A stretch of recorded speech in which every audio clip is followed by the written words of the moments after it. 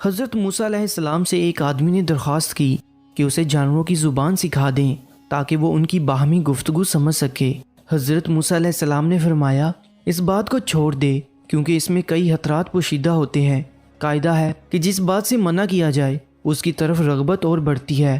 عرض کرنے لگا سرکار آپ اللہ تعالیٰ کے نائب ہیں، میری استدعا قبول فرمائیں۔ حضرت موسیٰ علیہ السلام نے فرمایا یہ نہ ہو کہ کل تو پچھتائے، کیونکہ تو یہ نہیں جانتا کہ تیرے لیے کون سی چیز بہتر ہے اور کون سی چیز مضر۔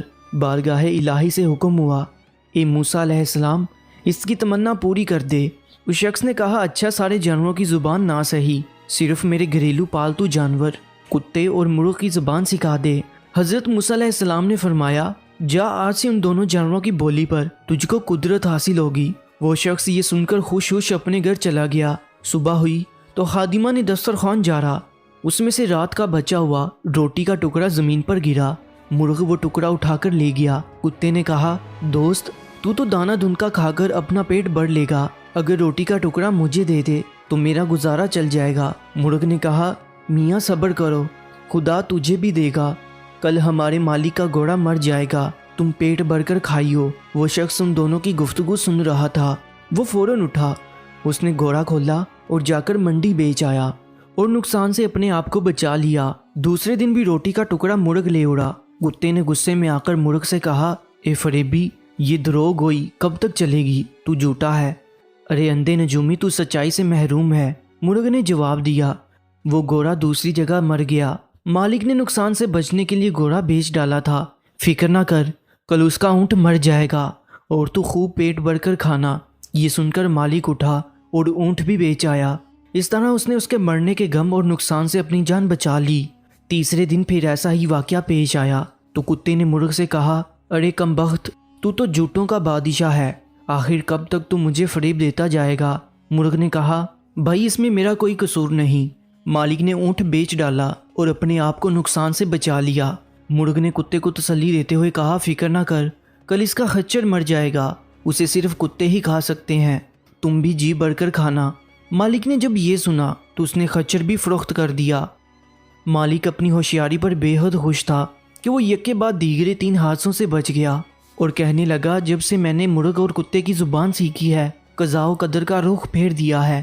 چوتھے دن کتے نے مرغ سے کہا اے مرغ وہ تیری پیشین گوئیاں کیا ہوئی، یہ تیری مکاری اور جھوٹ کب تک چلے گا؟ مرغ نے کہا توبہ توبہ، یہ غیر ممکن ہے کہ میں یا میرا کوئی ہم جنس جھوٹ بولے، ہماری قوم تو موزن کی طرح راست گو ہے، ہم اگر غلطی سے بے وقت اذان دے بیٹھے تو مارے جائیں۔ مالک نے اپنا مال تو بچا لیا لیکن اس نے اپنا خون کر لیا۔ ایک نقصان 100 نقصان کو دفع کرتا ہے، جسم اور مال کا نقصان جان کا صدقہ بن جاتا ہے۔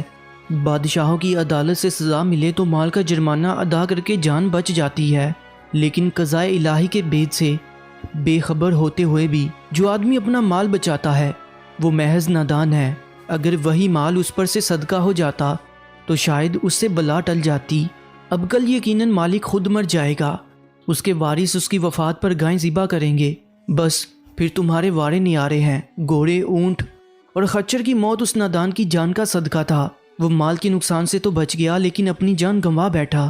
مالک مرغ کی باتیں غور سے سن رہا تھا، جب اس نے اپنی موت کی پیشین گوئی سنی تو مارے خوف کے تھر تھر کانپنے لگا، گرتا پڑتا حضرت موسیٰ علیہ السلام کی بارگاہ میں حاضر ہوا اور روتے ہوئے عرض کیا کہ خدا کے پیغمبر علیہ السلام میری دستگیری فرمائیے۔ حضرت موسیٰ علیہ السلام نے سن کر فرمایا کہ میں نے تمہیں کہا تھا اس ہوس کو چھوڑ دے کیونکہ اس میں کئی خطرات پوشیدہ ہیں، مگر تو نہ مانا۔ اے عزیزم اب تیر کمان سے نکل چکا ہے، اس کا لوٹ کر آنا فطرت کے خلاف ہے، اب میں تیرے لیے سلامتی ایمان کی دعا کر سکتا ہوں۔ یہ سن کر اس نوجوان کی طبیعت دفعتاً بگڑ گئی اور وہ کہہ کرنے لگا، یہ اس کی قیم موت کی علامت تھی۔ اس کو گھر لے جایا گیا، گھر پہنچتے ہی وہ مر گیا۔ پیارے دوستو، اس میں درس حیات یہ ہے کہ انسان کو نہ کسی بیماری میں مایوس ہونا چاہیے اور نہ ہی کسی مادی نقصان پر زیادہ غم کرنا چاہیے۔ ہر بیماری اور نقصان میں کوئی بید ہوتا ہے۔ جسم کی بیماری یا مال کا نقصان کسی بڑی مصیبت کا صدقہ بن جاتا ہے اور اس کو ٹال دیتا ہے۔ مزید سبق آموز کہانیوں کے لیے اس چینل کو ضرور سبسکرائب کر لیجیے گا۔ اپنا بہت زیادہ خیال رکھیں، انشاءاللہ ملتے ہیں کہ نئی کہانی کے ساتھ۔